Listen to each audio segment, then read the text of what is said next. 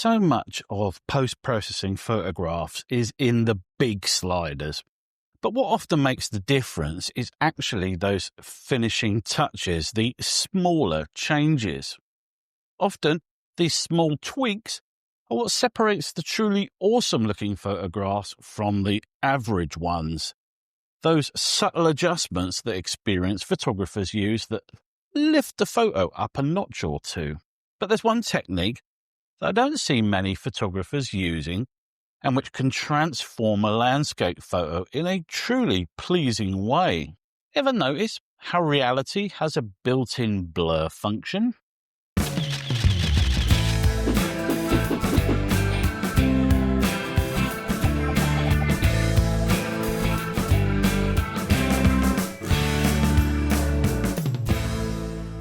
Alright guys, here's the TLDR so you know what you're signing on for.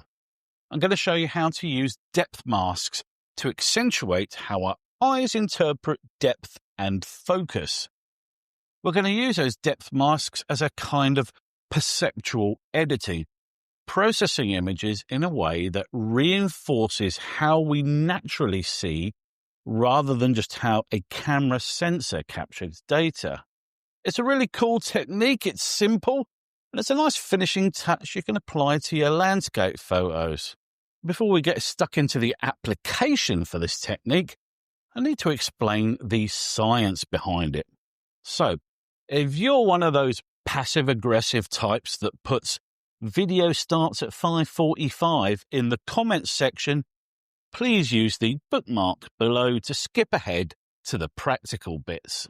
Human vision is pretty incredible, and we often expect the lens and sensor in our camera to mimic the way our eyes work.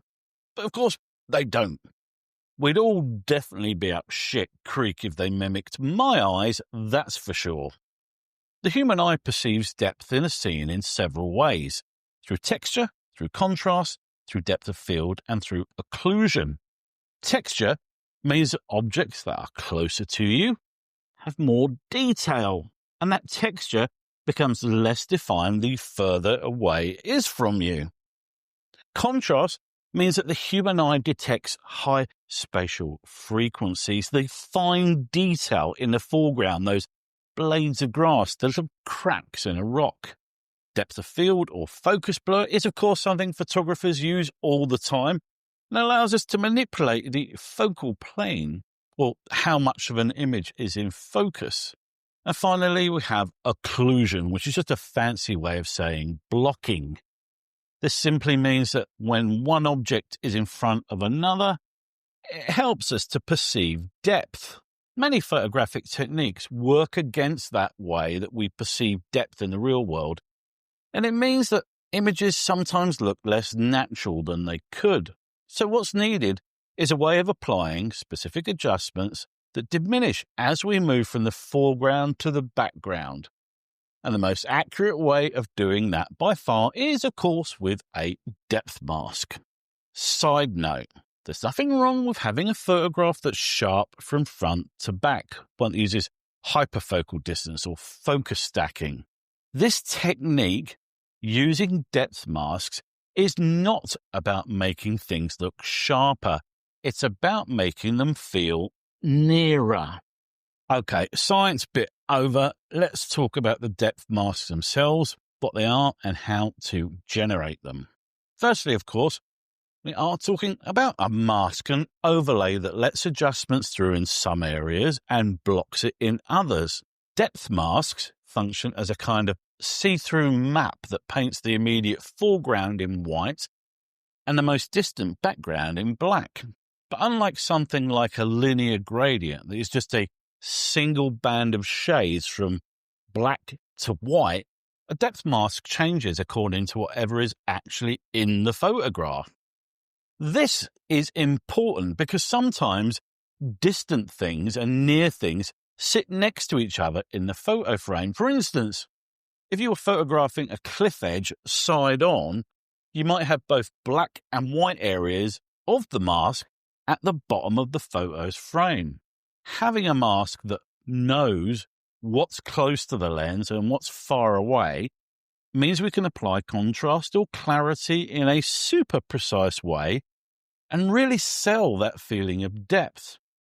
It's clarity guided by depth, not by guesswork or by some arbitrary line drawn from the bottom to the top of the frame. Light and detail fall naturally away with distance, and the edit reflects that. By using a depth mask to apply contrast to the mid-tones, it mimics how our eyes work. It enhances the realism while guiding the viewer's attention, and it does so in a beautifully subtle way.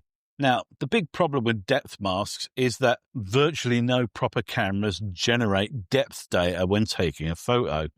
Smartphone cameras have had depth data recorded with photographs since about 2017.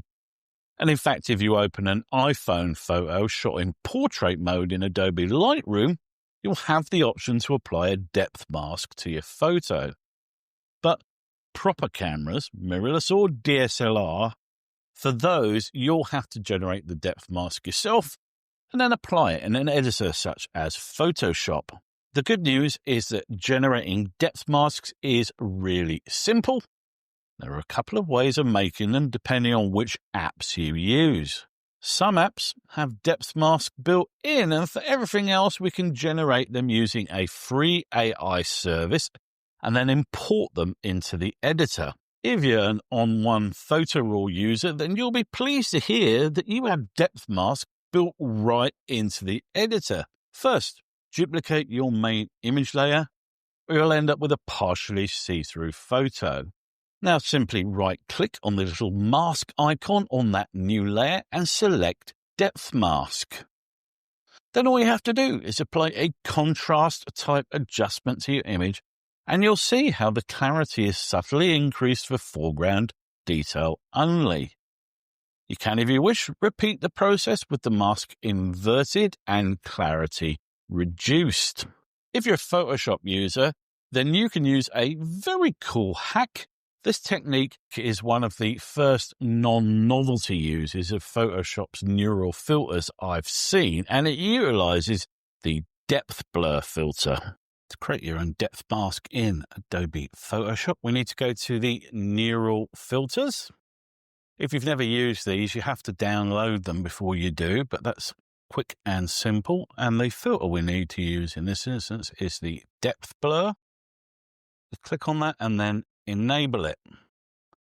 Tick focus subject and output depth map only. Make sure you set that to a new layer and click OK. So now we have our depth map. The only problem is that we need to turn it into a mask. But that's pretty simple. All you have to do is go to the channels. If you haven't got that showing, just come up to Window Channels and Control or Command click on RGB.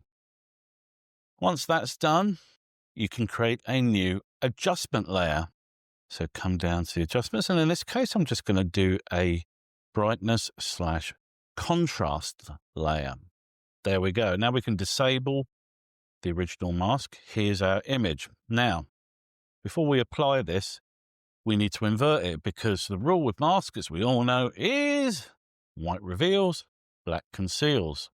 So at the moment, we're concealing the foreground. Let me turn this back on. This area here is being concealed, so we need to invert it. So we just go to the layer and press Command-I or Control-I if you're on Windows, and that's inverted the mask. So now, let me get this stupid bar out of the way. We can apply our contrast. So I'll click back on my adjustment, and I can now apply a nice contrast layer on that. Because contrast often drops the brightness, it doesn't hurt to bring that up slightly too. So now we've added a highly specific, localized contrast tweak to the foreground. You can actually take it a step further. I'm going to duplicate this by doing Command or Control J. Going to go back to my original mask, and I'm going to put it back the way it was. I'm going to invert it again so it's back the way it was, and this time I'm going to go to the adjustments and I'm going to do exactly the opposite. I'm going to take the contrast right down.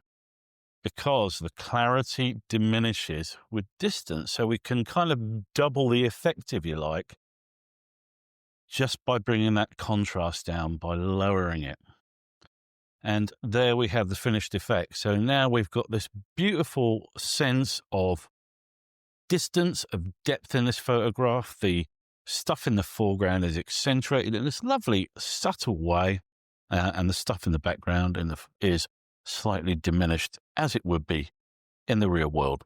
So what about if you don't have On1 PhotoRAW or Adobe Photoshop? Well, the good news is that there is a way of generating a depth mask, even if you can't generate it directly within the app. And better still, it's completely free. To generate depth masks for your photos, we can use the free AI models over at huggingface.co.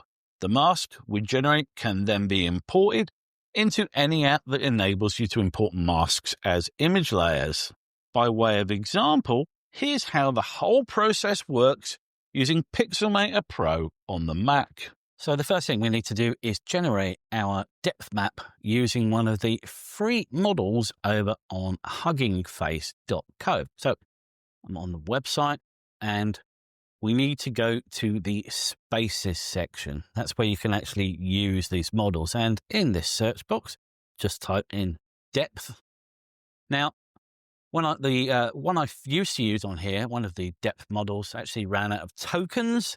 So be aware that they may not always be available, but as you can see, there are heaps of depth map generating models on here. So let's try depth anything version 2.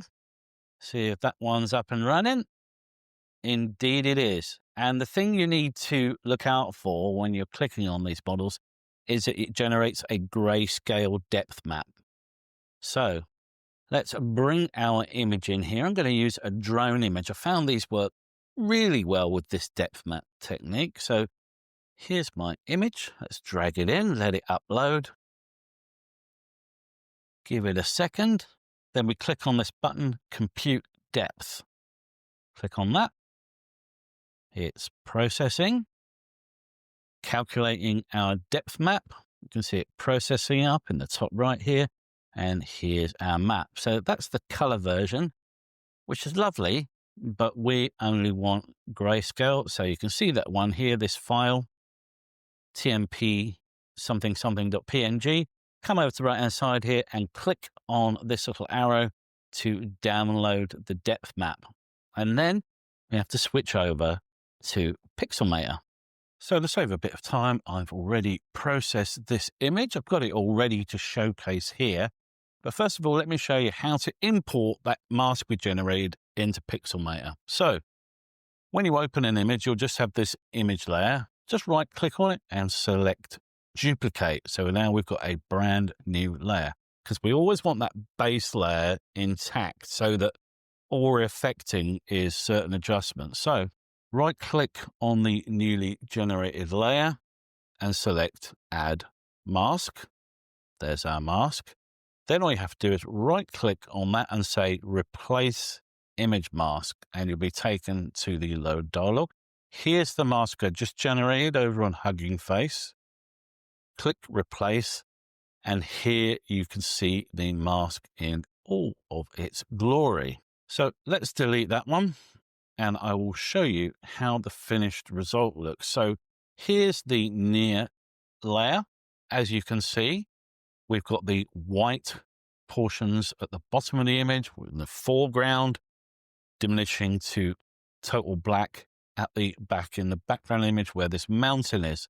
So let me first enable that. Watch the image, and you can see we get this beautiful clarity pop. I should stress I've kind of overdone it on this image so you can see it better because it doesn't come across that well on YouTube with heavily compressed video. But if you try this yourself, I promise you, it's a beautiful, subtle finishing touch to an image. So I've cranked the clarity and texture right up so you can see what's going on. You probably want to tone that down somewhere down this sort of region, down in 15, 40% or something. But let's keep those up nice and high. And then, as I demonstrated with Photoshop, you can also give yourself the double whammy and then further blur the background. So let's enable that one. And as you can see, the image is kind of slightly hazier now, slightly less blur, less contrast. And you've got this beautiful sense of depth going from the foreground, this part with the tree and the river here, going off the background.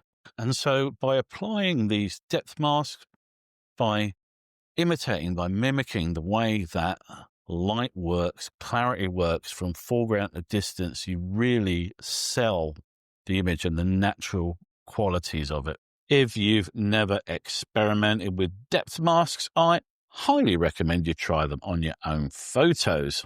As I mentioned, it can be hard to see the difference in a highly compressed YouTube video like this, but I've been experimenting, and I think this might be my new favorite last touch for a post-process workflow, particularly for my drone shots.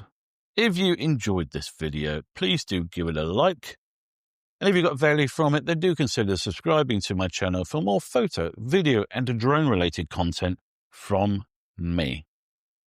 Till the next time, guys. Ta-ta.